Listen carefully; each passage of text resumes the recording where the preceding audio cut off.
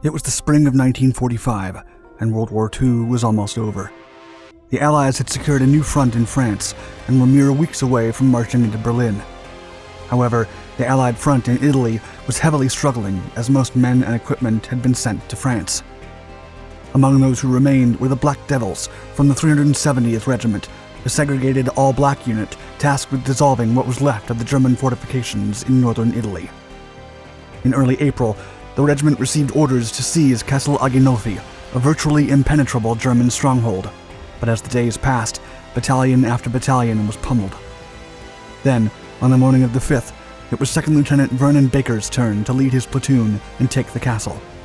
As the future Medal of Honor recipient put it, quote, "When they got down or were driven back down, we knew it was our turn."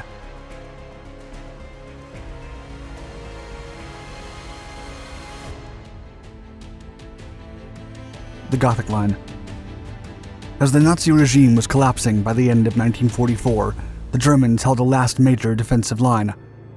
Stretching from La Spezia on Italy's west coast through the Apennine Mountains to Pesaro and Ravenna on the east, the Gothic Line was Field Marshal Albert Kessering's last hope against the advancing Allied army under General Sir Harold Alexander.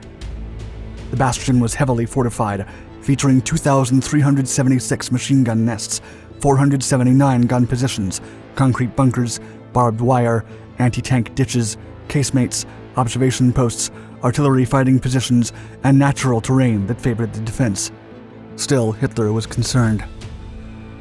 Fearing that the Allies would not take long to pierce through his forces, the Führer ordered that the name of the fortifications be changed.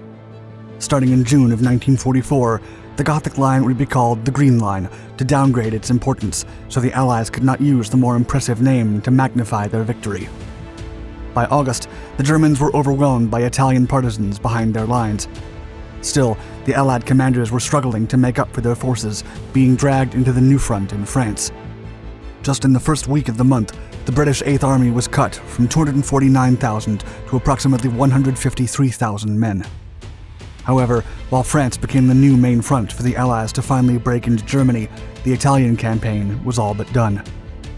Towards the end of the month, the 8th Army launched Operation Olive and attacked the coastal plain of the Adriatic, while the 5th Army attacked through the central mountains. As planned, the Allies managed to breach the enemy defenses, but they were unable to break into the valley of the Po before the winter effectively halted their progress. Subsequently, the Allied forces had to endure almost inhospitable conditions while preparations were made for a spring offensive in 1945. However, it would take a hero to finish the job. A matter of pride. Orphaned at the age of 4, Vernon Baker and his 2 older sisters were raised by their grandparents. The boy was born in 1919 and found an influential figure in his grandfather, who taught him to hunt to provide for the family. Growing up, the young man was prone to anger bursts and would often fight with his grandmother. As such, he was sent to finish high school at Father Flanagan's Boys Town in Nebraska. After graduating, Baker found work as a railroad porter, which he despised. Baker's grandfather passed from cancer in 1939, and a series of menial jobs followed. Baker would later recall during an interview that, quote, "Being young and not very happy, I was getting ready to get myself into trouble." In early 1941, Baker decided to pursue a career in the Army. Resolved, he visited the recruiting station. Quote, "I walked in, and there was a big, fat, burly guy, big sergeant, sitting behind a desk. He looked up and said, 'What do you want?' I said, 'I want to join the Army.' And he looked up at me and said, 'We ain't got no quotas for you people.'" Furious, he swore he would never come back. But as the weeks passed, he couldn't find a decent job and had no other choice. 3 months later, Baker tried one more time, halfway wishing the bully sergeant was not at the office, but silently desiring an open confrontation. Quote, "So I swallowed my pride and went back to the recruiting office. But I walked in, and there was a very pleasant, young-looking sarge, and he said, 'Can I help you?' I still had my hand on the doorknob, and I said, 'Yes, I'd like to join the Army.' And he said, 'Well, come on in and sit down.'" How to conform. On June 26, 1941, Baker entered the Army, 6 months before his country joined the war. When asked what branch he would like to serve in, he said quartermaster.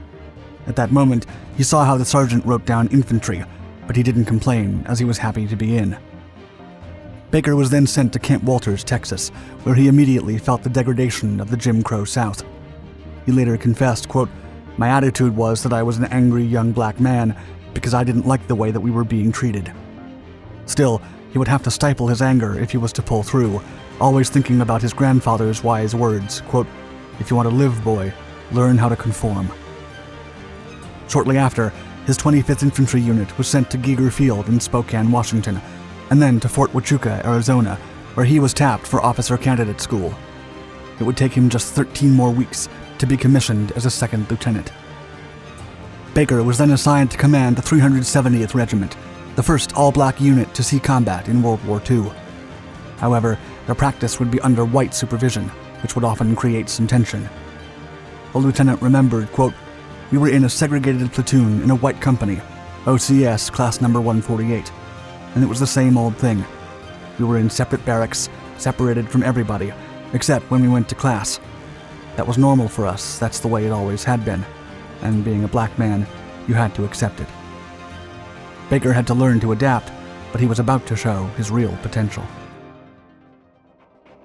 The treacherous path. Lieutenant Baker's regiment arrived in Naples, Italy on August 1st, 1944, instructed to support the Fifth Army as they fought northward into the Gothic Line. In a few months, Baker became a skilled element and was valued as a platoon leader, strengthening his rapport with the men he led on nightly patrols. Still, his career almost ended in October when he lost 3 men during a night patrol to secure a house on a hill's side. Baker himself was gravely injured and hospitalized for 2 months in Pisa.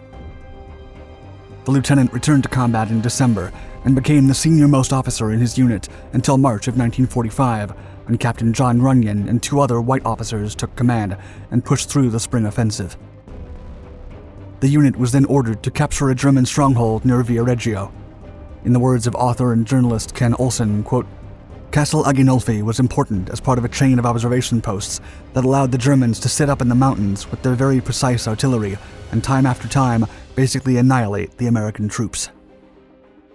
On April 5th, 1945, Baker's C Company would take the lead on the advance, but the vast majority of men under his command were replacements with no real combat experience. Furthermore, the Allies had already tried to capture the castle 3 times, with disastrous results. Baker and his men needed to cross from Hill X to Hill Y to Hill Z and head towards the castle 3 miles behind enemy lines. That fateful morning, the men went on their way, fully aware that many of them would not make it back. There was a clear path to go up the hill, but Captain Runyon walked through the rocks on the sides, clear of the track, and Baker followed right on his heels. Then, as they reached the top, Baker heard explosions behind him. Some of his men had walked inside the path and stepped on the mines. The Germans attack.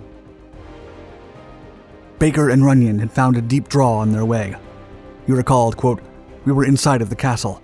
We were sitting on one side of the draw, talking about how to get down the draw, take the company up there so we could go get up to neutralize the castle." But suddenly, a German face popped up right below them.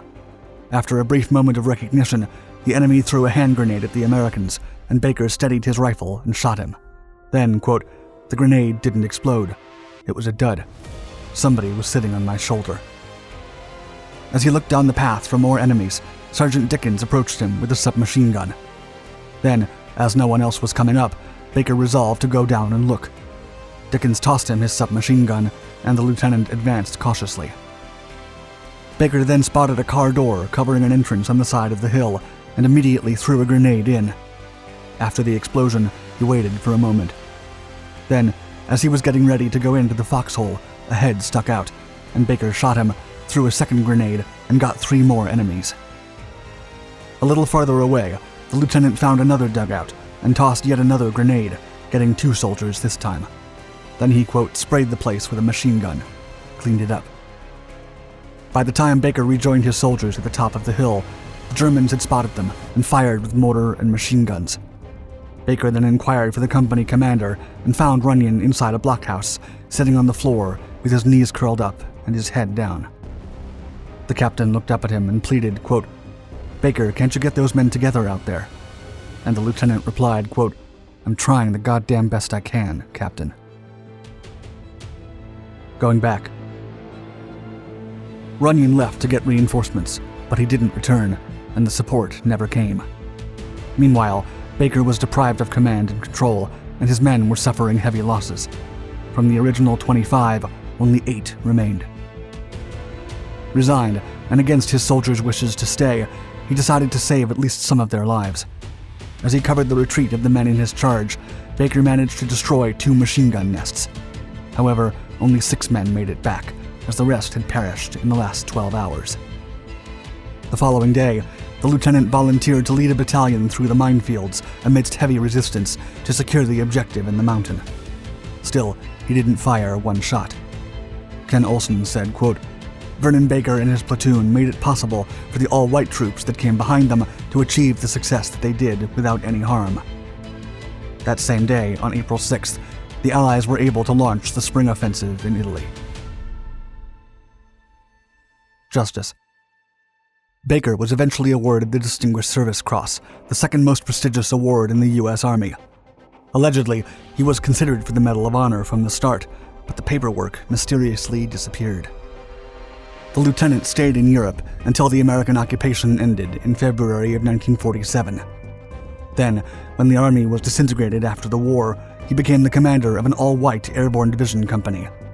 Baker then retired in 1968, but kept serving in the Red Cross for another 20 years. In 1996, the Army conducted an investigation that showed that 7 African Americans had been denied the Medal of Honor for their actions in World War II, and Baker received the prestigious award from President Bill Clinton the following year. He became the only living black man to receive the award half a century after World War II. Still, he could only think about his men. In tears, he confided, quote, "Every once in a while I wake up in the middle of the night thinking about the guys. I think of 19 souls that gave their all. If not for them, I probably wouldn't be here myself." Thank you for watching our video. If you enjoyed it, please give us a like and let us know your thoughts in the comments below. Also, don't forget to subscribe to all our Dark Documentaries channels for more history-inspired content, and hit the bell icon to be notified of our new videos. Stay tuned.